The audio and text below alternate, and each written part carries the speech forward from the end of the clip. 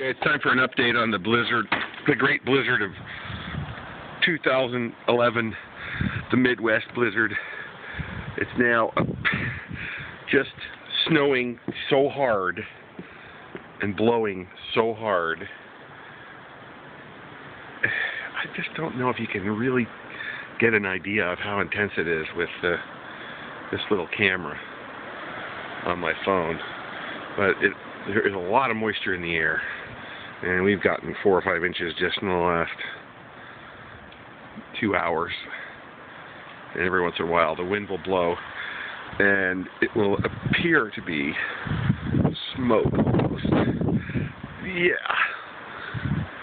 It is cold.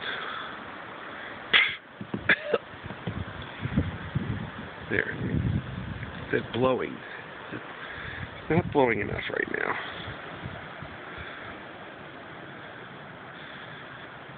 We're waiting for the thunder snow to come.